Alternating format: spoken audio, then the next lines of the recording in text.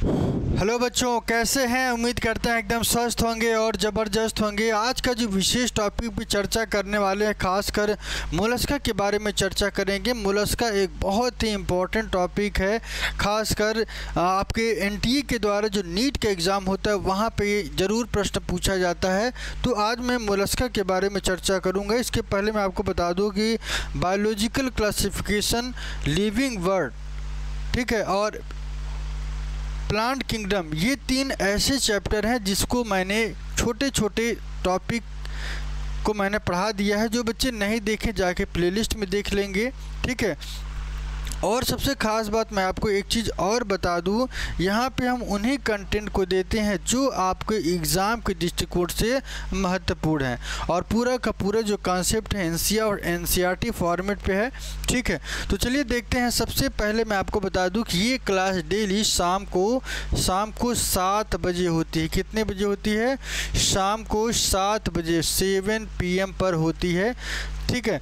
तो इसको चैनल को सब्सक्राइब कर लें, बेल आइकन को दबा दें ताकि नोटिफिकेशन आपको बराबर मिलता रहे। सबसे पहले जो कैरेक्टरिस्टिक फीचर की बात करें, सेकेंड लार्जेस्ट एनिमल, इसे क्या कहते हैं? सेकेंड लार्जेस्ट एनिमल कहा जाता है। बहुत ही इंपॉर्टेंट पॉइंट है कि सेकेंड लार्जेस्ट एनिमल कौन सा है, तो मोलस्का को कहा जाता है। पहला ही क्वेश्चन, और पहला ही क्वेश्चन बड़ा लाइन। जबकि इसके पहले मैंने आपको आर्थ्रोपोडा पढ़ाया था। आर्थ्रोपोडा को लार्जेस्ट एनिमल कहा जाता है। लार्जेस्ट एनिमल का जो फाइलम है उसे कहा जाता है। यहाँ पे सेकेंड लार्जेस्ट एनिमल फाइलम कौन सा है?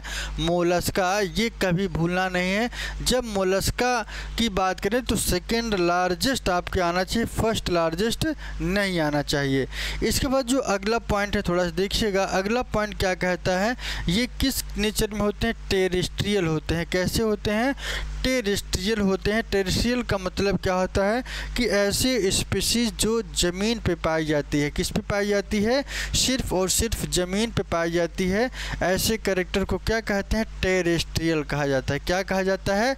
टेरेस्ट्रियल कहा जाता है। इसके बाद अगला जो कैरेक्टर है, ठीक है, अगला कैरेक्टर क्या है? एक्वाटिक होते हैं। ये एक्वाटिक का मतलब फ्रेश वाटर में और मेराइन, जल में पाए जाने वाले प्रजाति को क्या कहते हैं? एक्वाटिक कहते हैं। और ये फ्रेश वाटर और मेराइन दोनों जगह आपको देखने को मिलते हैं। अगला कैरेक्टर क्या कह रहा है? अगला कैरेक्टर है बाईलैटरल सिमेट्री। इनकी जो बॉडी की सिमेट्री होती है ये कैसी होती है? बाईलैटरल। बाईलैटरल सिमेट्री का मतलब क्या होता है? किसी भी बॉडी को 2 भागों में समान तरीके से खड़े खड़े डिवाइड कर दें, ऐसे कैरेक्टर को क्या कहते हैं? बाईलैटरल सिमेट्री कहा जाता है। ट्रिप्लोब्लास्टिक का मतलब क्या होता है? 3 परतों वाला, ठीक है ना। और सिलोमेट का मतलब जिसके पास कैविटी वेल डेवलप्ड हो। तो इस कैरेक्टर को आपको भूलना नहीं है। इसके बाद organ system level of organisation की बात करें तो यह इनका जो ऑर्गन सिस्टम है पूरी तरीके से वेल डेवलप्ड होता है। इनकी बॉडी की बात करें तो इनकी बॉडी कैसी होती है? अनसेगमेंटेड होती है। कैसी होती है? अनसेगमेंटेड होती, सिगमेंट नहीं बल्कि अनसेगमेंटेड। अनसेगमेंटेड का मतलब इनकी बॉडी में कहीं भी सेक्शंस नहीं पाए जाते हैं। अनसेगमेंटेड होता है मतलब पूरी तरीके से क्या होते हैं? कवर्ड होते हैं। जैसे कि ये पाइला की अगर हम बात करें तो जो पाइला का जो पूरी बॉडी है ये आप देख रहे होंगे, ये पूरी तरीके से क्या है? एकदम पूरी तरीके से क्या है? एकदम कवर्ड है। क्या है?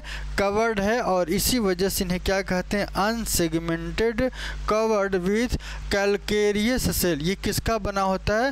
कैल्केरियस होते हैं, कैल्शियम का ये बना होता है। तो आपको इसको ध्यान रखना है। कई बार पूछा गया है कि मोलस्का का जो अनसेगमेंटेड बॉडी है वो किसका बना होता है? तो कैल्शियम कार्बोनेट का बना होता है, ठीक है ना। एक्सेप्शन की बात करें, अपवाद की बात करें तो यहाँ पे जो आपको देखने को मिलता है एक्सेप्शन में ऑक्टोपस, ध्यान रखिएगा ऑक्टोपस होता है। और ऑक्टोपस क्या करता है? अपवाद स्वरूप होता है, जहाँ पे ये अनसेगमेंटेड नहीं बल्कि इनका कैरेक्टर कैसा होता है? सेगमेंटेड होते हैं। और ये कैल्केरियस सेल से नहीं बने होते, इसको आपको ध्यान रखना है। इसके बाद अगला जो पॉइंट है याद रखिएगा, ये डायोसियस होते हैं। कैसे होते हैं? Dioecious dioecious. डायोसियस का मतलब क्या होता है, जहाँ पे मेल और फीमेल कैसे होते हैं, दो फॉर्मेट में देखने को मिलता है, मतलब मेल अलग बॉडी में और दूसरा फीमेल अलग बॉडी में। तो ये आपको ध्यान रखना है, ठीक है।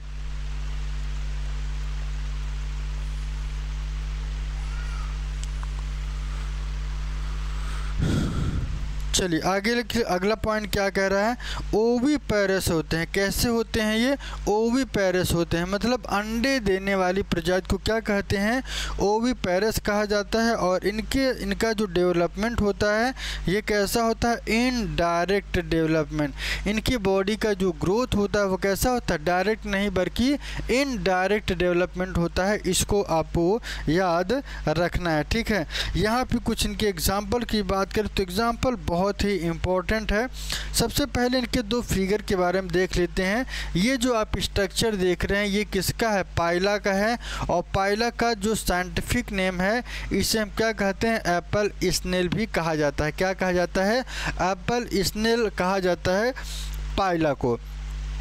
अगला जो पॉइंट है ऑक्टोपस। ऑक्टोपस को दूसरा नाम है क्या, डेविल फिश। ध्यान रखिएगा, डेविल फिश होता है जिसे ऑक्टोपस कहा जाता है। ये बहुत इंपॉर्टेंट है। इनका जो बॉडी होता है, खासकर ये डिस्कवरी चैनल पे आपने देखा होगा कि डिस्कवरी चैनल आप देखेंगे कि आपको ऑक्टोपस की बॉडी इस तरीके से दिखाई देती है। और ऑक्टोपस कैसा होता है, डेविल फिश। क्या होता है, डेविल फिश। तो आपको इसका साइंटिफिक नेम पूछा जाता है, कई बार पूछा गया है। भूल कैसी होती है कि फिश कौन सी है, ये ऑक्टोपस है, और फिश में कौन सा, डेविल फिश को ही क्या कहते हैं, ऑक्टोपस कहा जाता है। तो इसको कभी भी भूलना नहीं है, ठीक है। तो आइए यहाँ पे कुछ एग्जाम्पल दिए हैं पाइला और एप्पल स्नेल की बात करें तो ये आपको देखने को मिलता है। इसको मैं पाइला और एप्पल स्नेल ये बहुत ही गजब का एग्जाम्पल है, तो उसको याद रखना है। यहाँ भी पाइला और एप्पल, यहाँ भी पी है और यहाँ भी पी है। तो पाइला एप्पल, पाइला एप्पल स्नेल, एप्पल स्नेल को याद रखना है, कभी भूलना नहीं है। पिनकटाडा, ध्यान रखिएगा, पिनकटाडा कहाँ से बिलोंग करता है, मोलस्का से। और इसका जो एग्जाम्पल है पिनकटाडा, ध्यान रखिएगा, पिनकटाडा कहाँ पे मिलता है, पर्ल ओयस्टर। ध्यान रखिएगा, इसका जो दूसरा नाम है पर्ल ओयस्टर कहते हैं। इसके बाद सीपिया की बात करें तो सीपिया को कटल फिश कहते हैं। क्या कहते हैं, कटल फिश कहते हैं। कभी भी पूछा जाए तो कटल फिश अगर आपके दिमाग में आए तो कटल फिश भूलना नहीं है। कटल फिश तभी आप याद करेंगे जब सीपिया के बारे में पूछा जाए। तो लोलिगो की बात करें तो यहाँ पे आप लोलिगो देख रहे होंगे। लोलिगा को जो कैरेक्टर होता है वो कैसा होता है, स्क्वाड टाइप के होते हैं। कैसे होते हैं, स्क्वाड होते हैं। ऑक्टोपस के बारे में मैंने बता ही दिया कि ऑक्टोपस का दूसरा नाम डेविल फिश है। एप्लासिया की बात करें तो एप्लासिया को सी हेयर, इसको क्या करना है, एक तरफ यहाँ पे तो मिक्स लिखा हुआ है लेकिन आपको क्या करना है, एक तरफ सामान्य नाम लिखना है और दूसरी तरफ इनके साइंटिफिक नेम। हर फाइलम के ध्यान रखिएगा, जितने भी फाइलम आप पढ़ रहे हैं उन सभी फाइलम को एक तरफ कॉमन नेम और दूसरा तरफ साइंटिफिक नेम, ताकि आपको रटने की, याद करने में आसानी हो। और इसको याद करने का सबसे अच्छा तरीका ये है कि आप याद नहीं बल्कि इसको स्कैन करिए, सुबह शाम इसको एग्जाम्पल देखते रहिए, तभी याद होगा। या नहीं तो आज याद करेंगे कल आपके दिमाग से ये निकल जाएगा। इसके बाद मैंने आपको क्या बताया कि डेंटाइलियम की बात करें तो डेंटाइलियम जो है क्या, टस्क सेल कहा जाता है। डेंटाइलियम का मतलब टी, और टी से क्या हो जाएगा, टस्क सेल हो जाएगा। और कैटोप्ल्यूरा की बात करें तो इसका दूसरा नाम है कीटोन है, CHITON। तो ये आपको ध्यान रखना है। जितने एग्जाम्पल हैं बहुत इंपॉर्टेंट है, कई बार यहाँ से पूछा गया है। चलिए आगे की तरफ चलते हैं। और अगला पॉइंट क्या है, अगला पॉइंट इनकी बॉडी की बात करें तो इनका बॉडी 3 भागों में डिवाइड होता है। एक पार्ट को हेड कहा जाता है, दूसरा मस्कुलर फुट होता है। क्या होता है, मस्कुलर फुट। और तीसरा जो है विसरल हम्प, और विसरल हम्प का दूसरा नाम विसरल मास कहते हैं। इसका और किस नाम से जानते हैं, विसरल मास के नाम से जानते हैं। तो इसको भी आपको याद रखना है। अगला जो पॉइंट है मेंटल और और मेंटल कैविटी। मेंटल क्या होता है कि यह एक स्पंजी लेयर होता है। क्या होता है? एक स्पंजी लेयर होता है जो विसरल हम्प को पूरी तरीके से कवर करता है। इसको जो कवर करने का जो एरिया है, इसको जो कवर करता है उसे हम क्या कहते हैं? मेंटल कहा जाता है।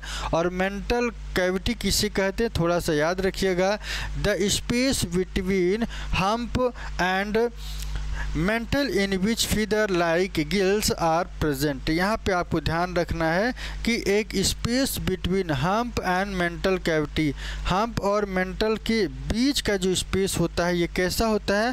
फीदर लाइक मतलब पंख की तरह होते हैं गिल्स, और ये प्रेजेंट होते हैं। ऐसे कैरेक्टर को क्या कहा जाता है?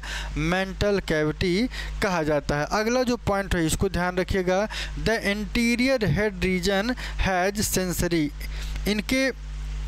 इनका जो सबसे आगे का रीजन है इसे हम क्या कहते हैं? सेंसरी टेंटिकल कहा जाता है। और हेड के एकदम आगे की तरफ ये पाया जाता है। कहाँ पाया जाता है? हेड के एकदम आगे की तरफ पाया जाता है। इस रीजन को क्या कहते हैं?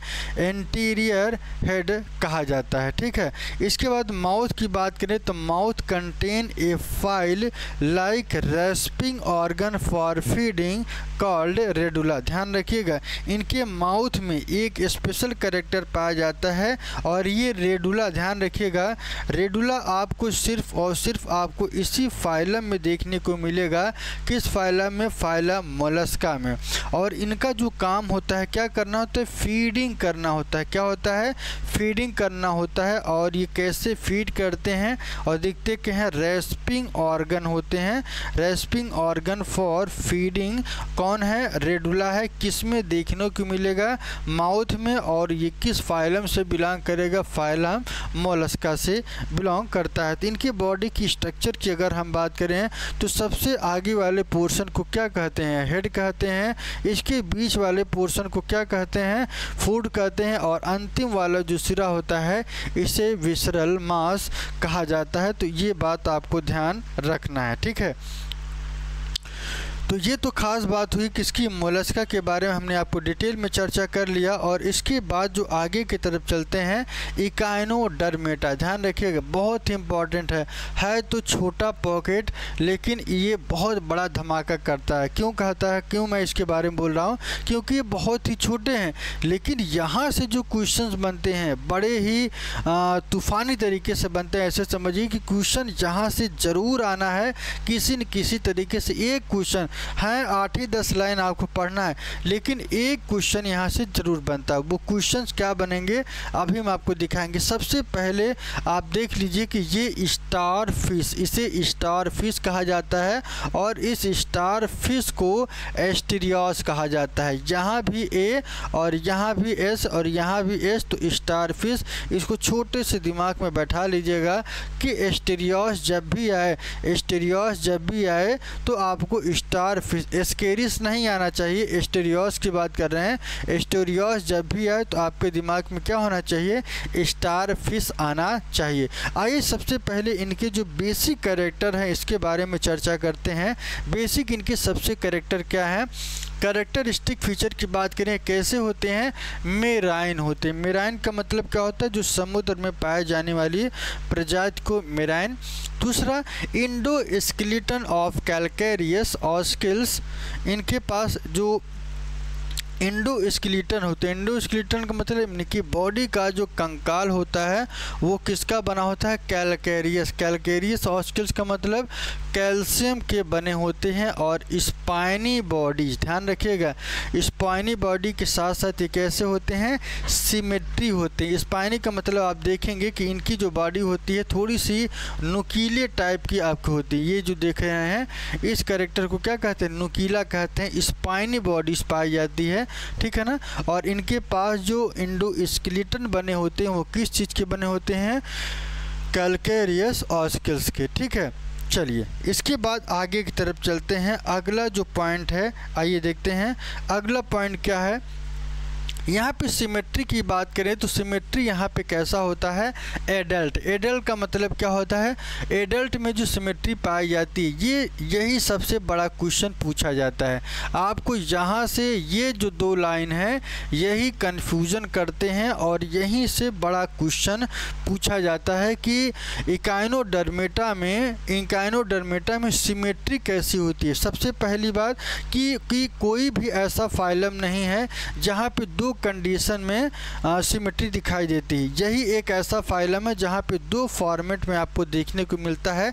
सबसे पहले रेडियल, ध्यान रखिएगा, एडल्ट है और इस एडल्ट को क्या कहा जाता है, रेडियल। ध्यान रखिएगा, एडल्ट में रेडियल सिमेट्री होगा जबकि लार्वा में बाइलैटरल सिमेट्री होता है। क्या होता है, जबकि हम अभी तक जो पढ़ते आए हैं एनीलिडा से लेके इकाइनोडर्मेटा तक हमने बाइलैटरल सिमेट्री पढ़ी है, लेकिन एडल्ट की नहीं बल्कि ये लार्वा में पाया जाता है बाइलैटरल सिमेट्री। फिर से मैं कह रहा हूँ, याद कर लेना है कि लार्वा में, कहाँ पे, लार्वा में कैसा कंडीशन, बाइलैटरल सिमेट्री देखने को मिलती है, जबकि एडल्ट में क्या देखने को मिलता है, रेडियल सिमेट्री देखने को मिलता है। क्या देखने को मिलता है, रेडियल सिमेट्री देखने को मिलता है किसमें, एडल्ट में।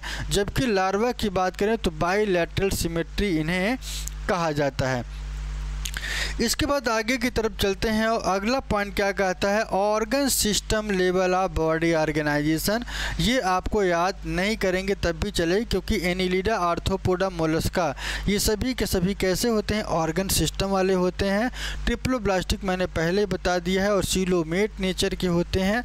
ठीक है, अब एक और सबसे बड़ा क्वेश्चन आ गया, एक ये कन्फ्यूजन वाला रहता है और दूसरा ये वाटर वैस्कुलर सिस्टम इकाइनोडर्मेटा से बिलोंग करता है। वाटर वैस्कुलर सिस्टम किससे बिलोंग करता है, तो ये आपका इकाइनोडर्मेटा से ही बिलोंग करता है। देखिएगा, water vascular system help in locomotion, ये किस में मदद करता है, लोकोमोशन में और capture and transport of food and respiration. ध्यान रखिएगा, भोजन को एक स्थान से दूसरे स्थान पहुंचाने में मदद करते हैं और ये चलने फिरने में, कैप्चरिंग करने में, श्वसन की क्रिया करने में।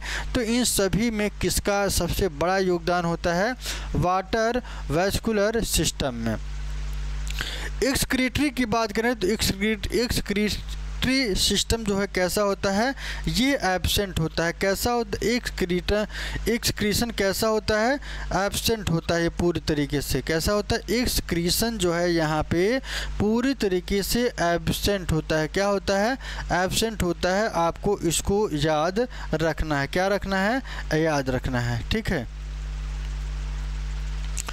इसके बाद डाइजेस्टिव सिस्टम की बात करें तो डाइजेस्टिव सिस्टम में सबसे खास बात मैं आपको बता दूं कि डाइजेस्टिव सिस्टम कंप्लीट होता है। कैसा होता है, complete with mouth on ventral and anus on dorsal side. ये डाइजेस्टिव सिस्टम यहाँ पे अगर हम बात करें तो complete with mouth on ventral, ये वेंट्रल साइड पे कैसे होते हैं, पूरी तरीके से कंप्लीट होते हैं। और एनस जो है कहाँ पे होता है, इनके डॉर्सल साइड पे। बहुत ही इंपॉर्टेंट पॉइंट है ये कि डाइजेस्टिव सिस्टम इनका कंप्लीट तो होता है, लेकिन यहाँ पे एक साइड होता है डॉर्सल। आप जानते हैं कि डॉर्सल और वेंट्रल। डॉर्सल वाले पॉइंट मैं आपको फिर से क्लियर कर दूं कि digestive system complete with mouth. ठीक है, माउथ और एनस दोनों कंप्लीट मिलेगा, इसका मतलब कंप्लीट डाइजेस्टिव सिस्टम है, पहली चीज़। अब यहाँ पे वेंट्रल पोर्शन कौन सा होता है, और डॉर्सल क्या होता है, ये ऊपरी वाले हिस्सा को कहते हैं, इसे क्या कहते हैं, डॉर्सल कहते हैं। जबकि जो नीचे वाला पोर्शन है इसे क्या कहा जाता है, वेंट्रल कहा जाता है। एनस ऑन डॉर्सल साइड, तो एनस कहाँ पे आपको मिलेगा, एनस इस वाले पॉइंट पे मिलेगा जिसे हम क्या कहते हैं, डॉर्सल साइड। और जबकि वेंट्रल साइड क्या होता है, नीचे वाला होता है। और इसी पॉइंट पे आपको क्या देखने को मिलेगा, माउथ। क्या देखने को मिलेगा, माउथ। ये आपको याद रखना है, बहुत इंपॉर्टेंट है, खासकर वाटर वैस्कुलर सिस्टम और आपको डाइजेस्टिव सिस्टम। ये तीन ऐसे पॉइंट हैं और इनकी सिमेट्री की बात करें तो तीन ऐसे कैरेक्टर हैं जो यहाँ से पूछे जाते हैं। अगला जो पॉइंट है, थोड़ा सा ध्यान रखिएगा, अगला जो पॉइंट है सेक्सुअल रिप्रोडक्शन है। कौन सा है? सेक्सुअल रिप्रोडक्शन सेपरेट होते हैं। कैसे होते हैं? सेक्सुअल रिप्रोडक्शन इसमें पाया जाता है। पहला तो यही आपको पॉइंट नोट कर लेना है। इसके बाद यहाँ पे जो सेक्सेस होते हैं वो सेपरेट होते हैं। फर्टिलाइजेशन की बात करें एक्सटर्नल, और डेवलपमेंट कैसा होता है इनका? इनडायरेक्ट होता है। ध्यान रखिएगा, विथ फ्री स्विमिंग लार्वा। इनके पास जो लार्वा पाया जाता है वो लार्वा कैसा होता है? पूरी तरीके से फ्री होते हैं। तो ये आपको ध्यान रखना है। एग्जाम्पल की बात करें तो एग्जाम्पल यहाँ पे जो आपको देखने को मिलेगा, एस्टेरियास की बात करें तो स्टार फिश, इकाइनस की बात करें तो क्या कहते हैं? सी अर्चिन कहते हैं, और एंटीडेंट की बात करें तो सी लिली, और कुकुमेरिया जब आए तो सी कुकुम्बर याद कर लेना है, और ऑफिन्यूरा ब्रिटल स्टार कहते हैं। आपको मैं एक चीज़ बता दूं कि इनका कॉमन नेम और साइंटिफिक नेम जब भी याद करें ऑन पेपर पे लिखें। एक साइड आपको क्या करना है? कॉमन नेम, और दूसरी साइड साइंटिफिक नेम लिख कर ही याद करना है, नहीं तो ये कन्फ्यूज़न इसमें बना रहेगा। जो ब्रैकेट में लिखा हुआ है वो इनका साइंटिफिक नेम है, और जो बगल में लिखा हुआ है जो ब्रैकेट के बाहर है इसे हम क्या कहते हैं? नॉर्मल नेम या कॉमन नेम। ये क्या है? कॉमन नेम है, ठीक है। और ये क्या है? साइंटिफिक नेम है। तो एस्टेरियास को क्या कहते हैं? स्टार फिश कहा जाता है। इकाइनस की बात करें तो सी अर्चिन कहते हैं। एंटीडेंट की बात करें तो सी लिली, और कुकुमेरिया की बात करें तो सी कुकुम्बर, और ओफ्यूरा, ध्यान रखिएगा, ओफ्यूरा की बात करें तो इसे क्या कहते हैं? ब्रिटल स्टार कहा जाता है। बहुत इंपॉर्टेंट है, इसको ट्रिक भी देंगे, ठीक है ना। चलिए, तो उम्मीद करते हैं आपका इनका जो कैरेक्टर होगा ये पूरी तरीके से क्लियर होगा, और इनके एग्जाम्पल भी, ठीक है। तो यहाँ पे आपको एक पॉइंट आपको ये याद कर लेना है। दूसरा पॉइंट आपको ये दोनों कंफ्यूज नहीं करना। वाटर वैस्कुलर सिस्टम यहीं से बिलोंग करता है। डाइजेस्टिव सिस्टम के कंडीशन याद रखने हैं, और इनके एग्जाम्पल कभी भी नहीं भूलना है, ठीक है।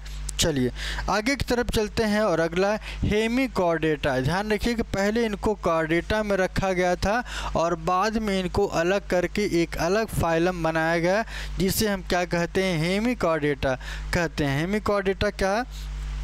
जो कॉर्डेट के कैरेक्टर शो करता था, पहले कॉर्डेटा में था, लेकिन बाद में इसको रख के अलग कर दिया गया। तो यहाँ पे सबसे पहले मैं आपको बता दूं कि इनके कैरेक्टरिस्टिक फीचर की बात करें तो कौन से हैं। पहला पॉइंट की तरफ चलते हैं। They have a rudimentary structure in collar region. यहाँ पे आप देखेंगे कि इनका जो स्ट्रक्चर होता है कैसा होता है? रूडिमेंट्री स्ट्रक्चर होते हैं। कैसे होते स्ट्रक्चर होते हैं? रूडिमेंट्री स्ट्रक्चर होते हैं। और इनका जो रीजन होता है कैसा होता है? Collar region. और इस दोनों को मिला को क्या कहा जाता है? स्टोमोकॉर्ड। कहीं भी पूछा जाए तो आपको स्टोमोकॉर्ड जब भी दिखे तो आपको ये कहना है, या इनके एग्जाम्पल पूछे जाए या डायरेक्टली पूछा जाए तो हेमिकॉर्डेटा आपके दिमाग में होना चाहिए। Which resemble a notochord worm like marine animal. ये एकदम बराबर है किसके? जिसमें नोटोकॉर्ड्स पाए जाते हैं, जो कॉर्डेट कैरेक्टर होते हैं, ठीक उसी तरीके से ये स्टोमोकॉर्ड पाया जाता है। और इसी की वजह से इनको क्या किया गया? अलग रखा गया। और ये कॉर्डेट के समान थे, किसके बराबर? नोटोकॉर्ड के। इसी वजह से यही वो कैरेक्टर था जिसकी वजह से इनको कॉर्डेट में रखा गया, और ये उसी तरह के दिखते थे, ठीक है। तो इस वजह से उसमें रखा गया, लेकिन इनको अलग कर दिया गया क्योंकि पूरा कैरेक्टर कॉर्डेट के फॉलो नहीं करते थे, ठीक है ना। अगला पॉइंट है वार्म लाइक मेराइन एनिमल। ये कैसे एनिमल हैं? वार्म लाइक और मेराइन एनिमल है।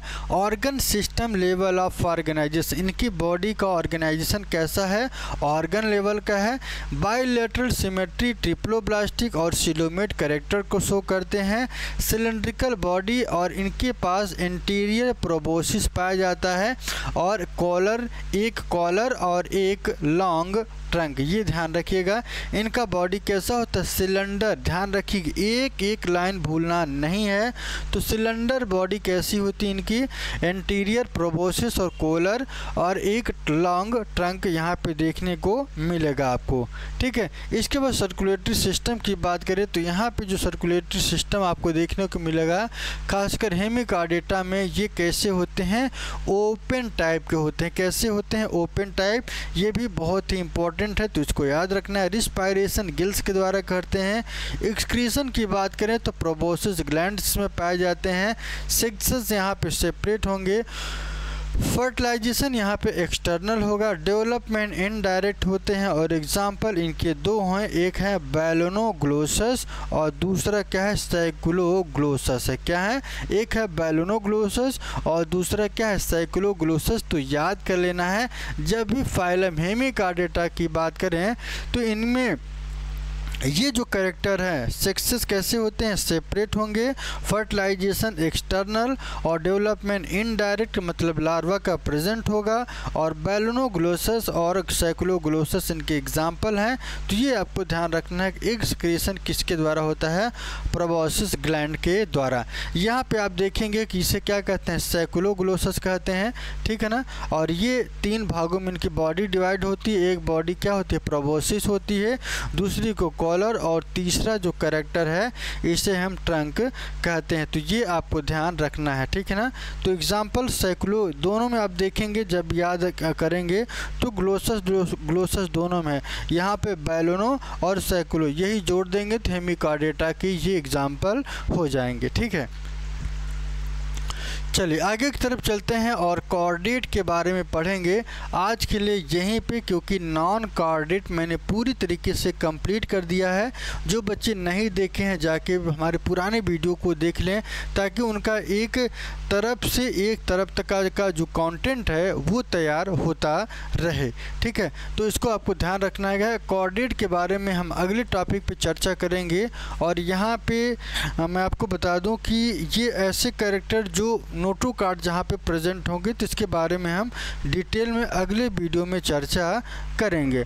बाकी कैसा लग रहा है वीडियो, ये चीज़ें समझ में आ रही हैं, कमेंट ज़रूर करिए और व्हाट्सएप ज़रूर करिए।